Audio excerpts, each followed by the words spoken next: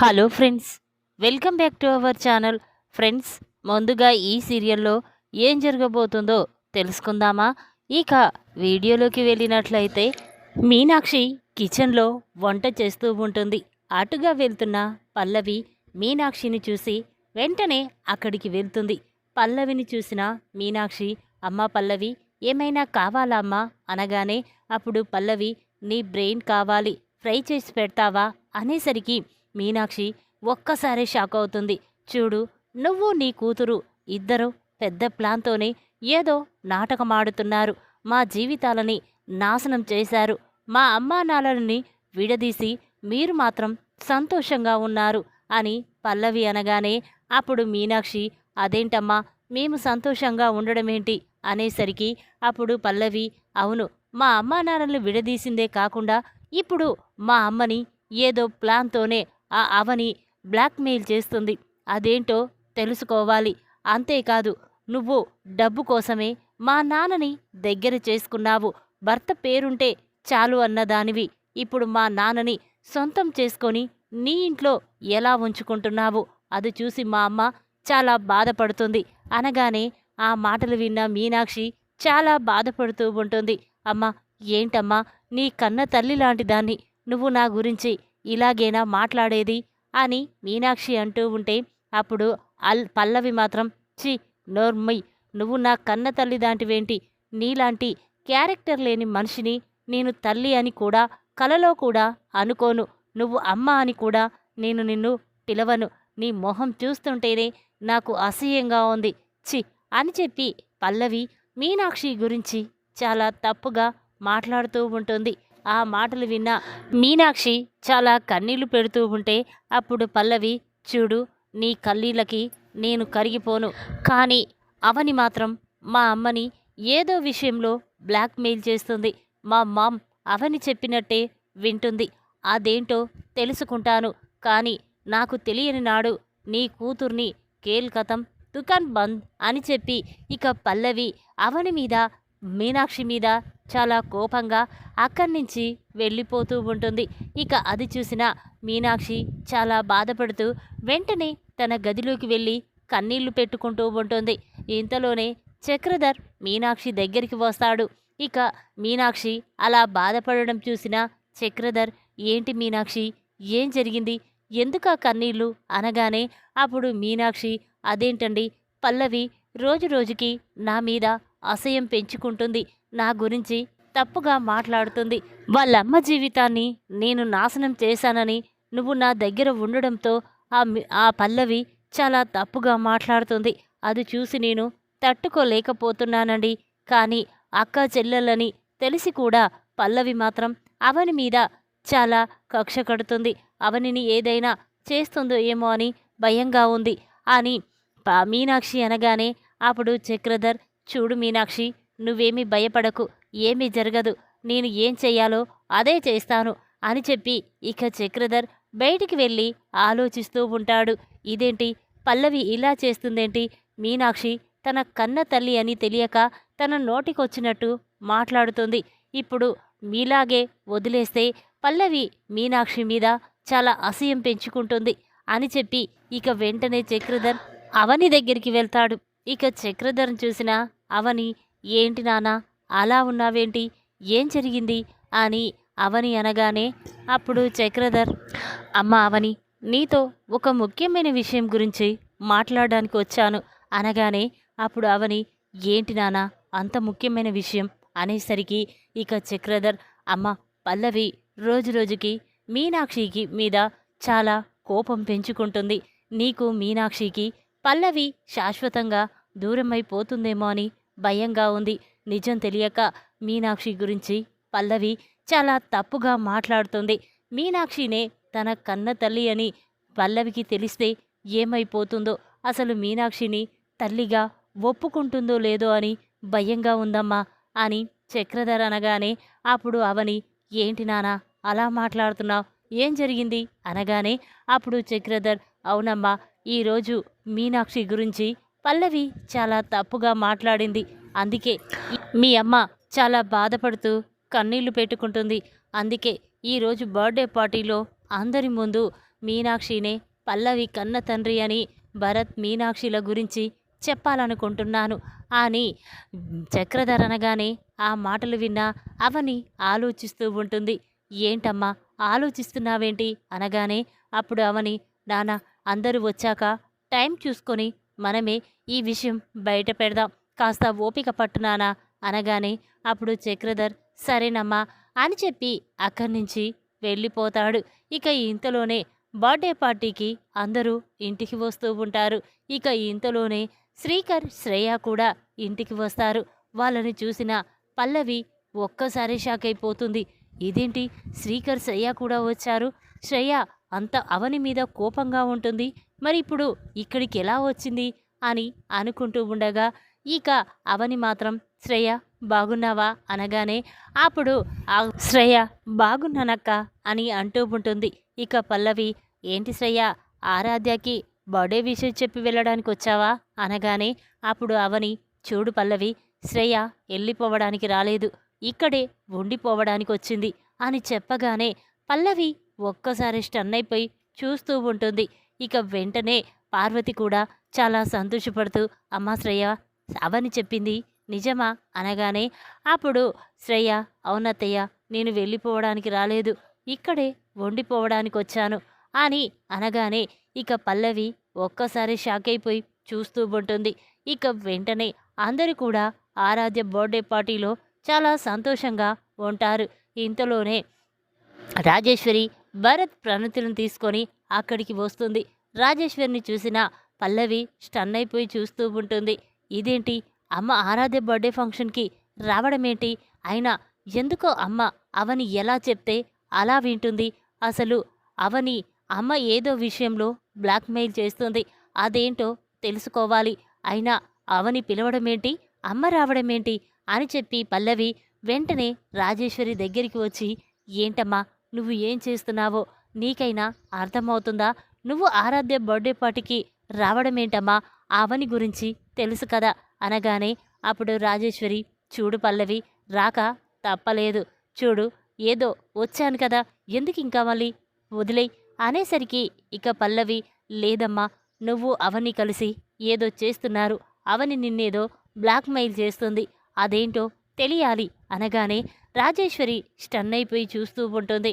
ఇక తన మనసులో అమ్మ పల్లవి నేను నీ కన్న తల్లిని కాదన్న విషయం అవని నీతో చెప్పాలనుకుంటుంది, ఆ నిజం తెలిస్తే నువ్వు నాకు శాశ్వతంగా ఎక్కడ దూరమైపోతావోనని ఇప్పుడు అవని చెప్పినట్టు నేను వినవలసి వస్తోంది అని చెప్పి రాజేశ్వరి అనుకుంటూ అమ్మ పల్లవి వదిలేయమ్మా, ఇప్పుడు ప్రణతి బాధపడుతుందని భరత్ బాధపడతాడని ఈ ఫంక్షన్కి వచ్చాను, అవని నన్ను ఏ బ్లాక్మెయిల్ చెయ్యలేదు, నువ్వు ఆగు అని చెప్పగానే ఇక పల్లవి సరేనమ్మా వెళ్దాం పద అని చెప్పి ఇక అందరూ కూడా బర్త్డే పార్టీలో చాలా సంతోషంగా సరదాగా గడుపుతూ ఉంటారు. ఇంతలోనే ఆరాధ్య కేక్ కట్ చేస్తుంది. ఇక అక్షయ్ అవని పార్వతి అందరూ కేక్ తినిపిస్తారు, ఫోటోలు దిగుతూ ఉంటారు.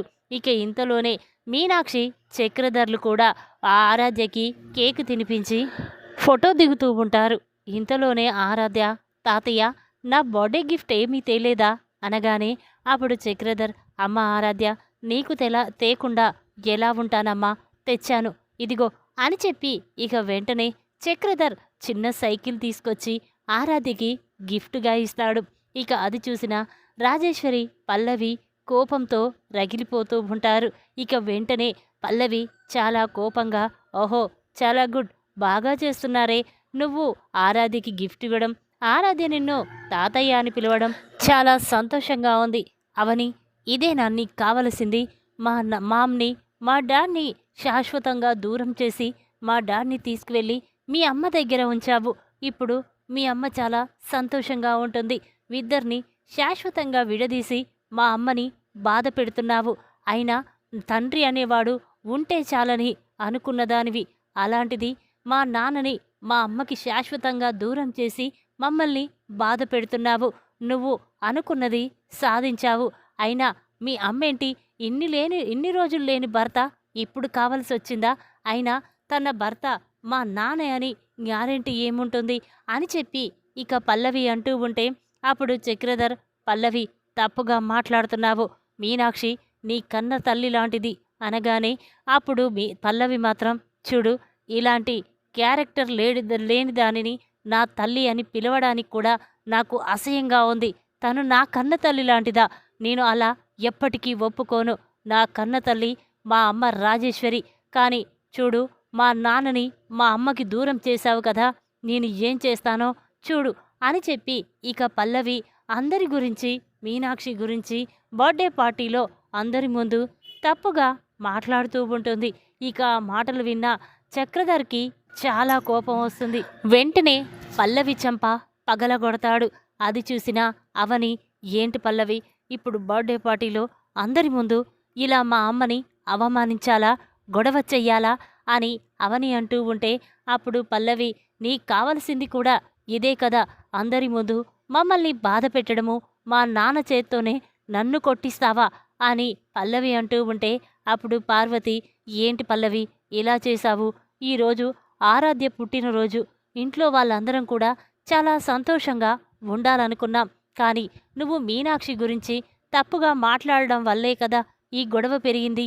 ఎందుకమ్మా అలా చేస్తావు అనగానే అప్పుడు కమల్ మాత్రం, అమ్మ దీనికి ఎవ్వరూ సంతోషంగా ఉండడం నచ్చదు కదా, ఎప్పుడు ఒక గొడవ, ఎప్పుడు ఎవరిని ఒకటి అనడం తప్ప ఇదేం చేస్తుంది, చి అని చెప్పి కమల్ అనగానే ఇక పల్లవి, అవును మీరందరూ ఒకటే, నేను మా మామే, మేము వేరే వాళ్ళము, అయినా మీరు మమ్మల్ని ఎప్పుడు శత్రువులానే చూశారు అని చెప్పి ఇక పల్లవి అంటూ ఉంటే అప్పుడు చక్రధర్, చూడు పల్లవి, శత్రువులాగా చూసింది నువ్వు, మేము కాదు.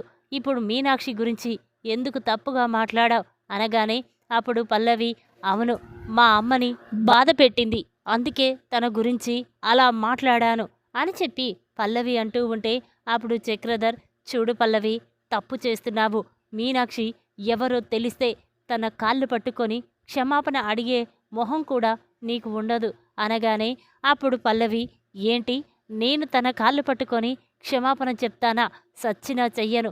అయినా దాని కాళ్ళు పట్టుకోవాల్సిన అవసరం నాకేంటి అని పల్లవి అంటూ ఉంటే అప్పుడు చక్రధర్ చాలా కోపంగా, చూడు పల్లవి, తను ఎవరో కాదు, నిన్ను కన్న తల్లి మీనాక్షి అని చెప్పగానే పల్లవి ఒక్కసారి షాక్ అయిపోయి చూస్తూ ఉంటుంది. ఇక వెంటనే, ఏంటి ఇది మరొక ప్లానా?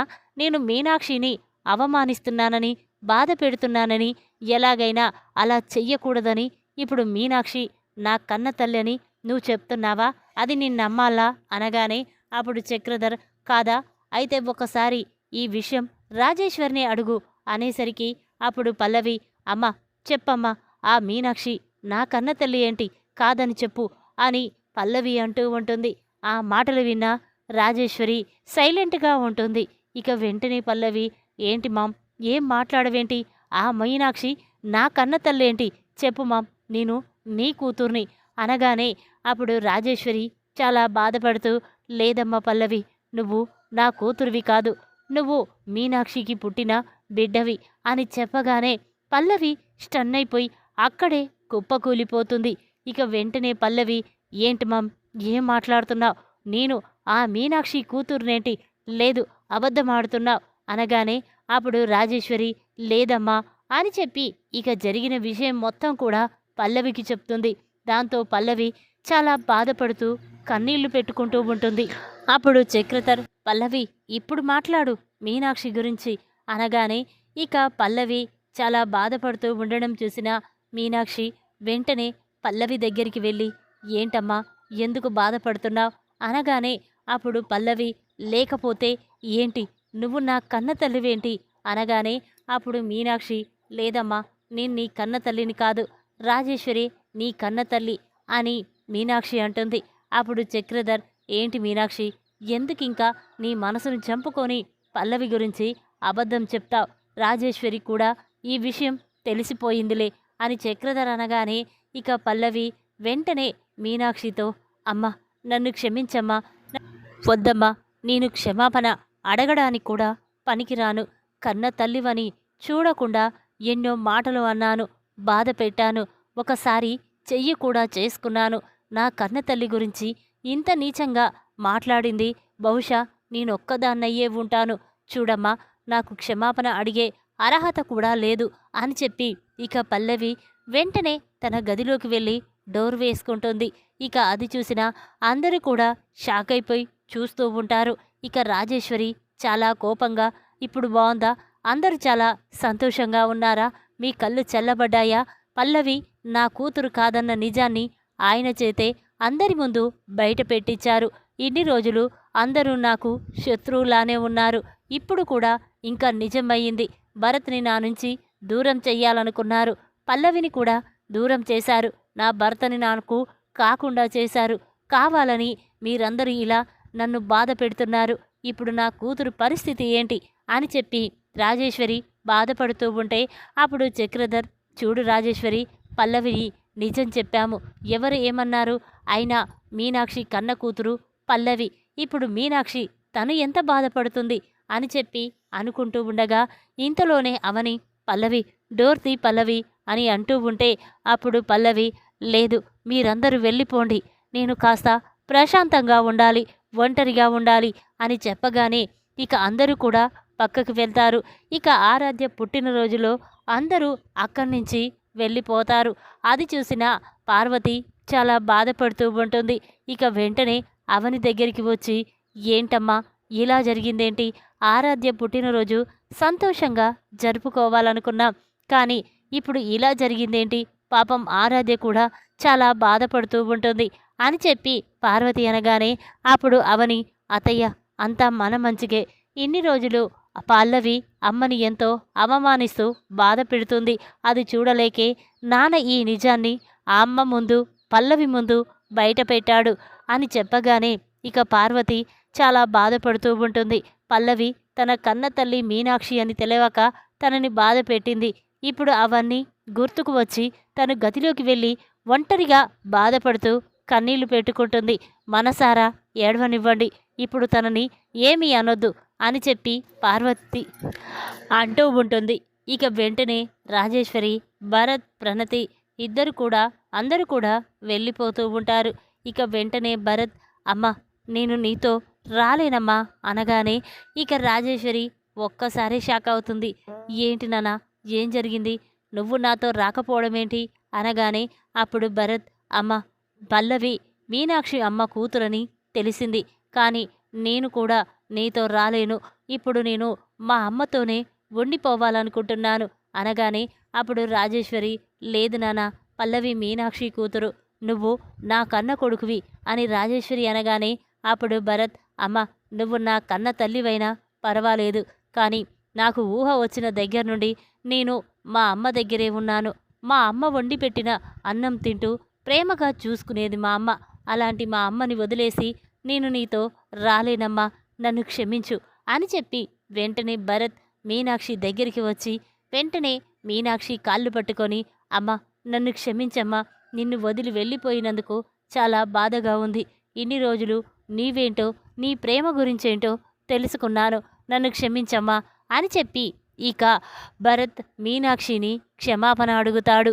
ఈ విధంగా బర్త్డే పార్టీలో మీనాక్షిని అవమానించిన పల్లవి కన్న తండ్రి మీనాక్షి అని అందరి ముందు బయటపెట్టిన చక్రధర్ షాక్లో పల్లవి. ఈ వీడియో కనుక మీకు నచ్చినట్టయితే లైక్ చేయండి, మరిన్ని వీడియోల కోసం మా ఛానల్ని తప్పకుండా సబ్స్క్రైబ్ చేసుకోండి. Thanks for watching.